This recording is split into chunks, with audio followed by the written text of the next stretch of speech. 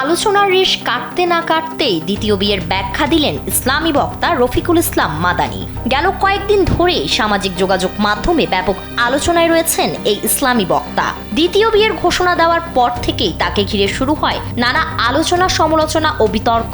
বুধবার সকালে নিজের ফেসবুক পোস্টে দ্বিতীয় বিয়ের বিষয়টি প্রকাশ্যে আনেন তিনি। মাদানী জানান, আল্লাহকে ভয় করা এবং গুনাহ থেকে দূরে থাকার চেষ্টাই তাকে এই সিদ্ধান্ত নিতে বাধ্য করেছে। যদিও পরে বিতর্কের মুখে পোস্টটি সরিয়ে নেন তিনি, তবে তাকে নিয়ে সামাজিক যোগাযোগ মাধ্যমে আলোচনা যেন থেমে থাকে না।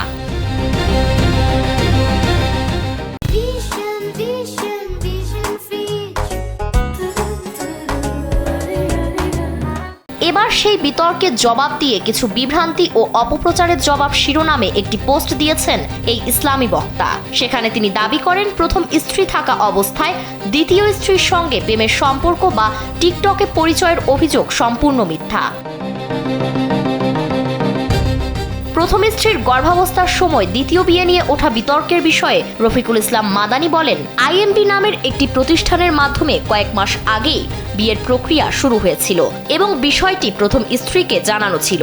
তবে উপযুক্ত মেয়ে পাওয়ার সময়টা স্ত্রীর গর্ভাবস্থার সঙ্গে মিলে যাওয়ায় তিনিও মানসিকভাবে দ্বিধায় ছিলেন বলেও দাবি করেন তিনি।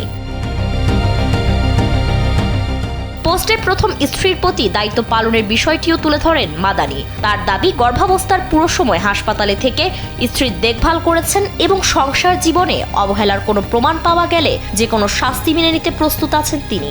এছাড়া আইএমবি নামক প্রতিষ্ঠান সম্পর্কে তিনি বলেন, এটি এমন নারী পুরুষদের জন্য কাজ করে যারা স্বেচ্ছায় একাধিক বিয়েতে আগ্রহী। সমালোচকদের উদ্দেশ্যে মাদানী আরও বলেন, অনেকেই ইসলামে একাধিক বিয়ের বিধানকে অপছন্দ করেন বলেই বিষয়টি নিয়ে অতিরিক্ত সমালোচনা হচ্ছে। তার দাবি, সমাজে আরো বড় বড় অনৈতিক ঘটনা নিয়ে যেভাবে আলোচনা হয় না, তার দ্বিতীয় বিয়ে নিয়ে তার চেয়েও বেশি সমালোচনা হচ্ছে। ফারিন রহমান প্রীতি, কালবেলা।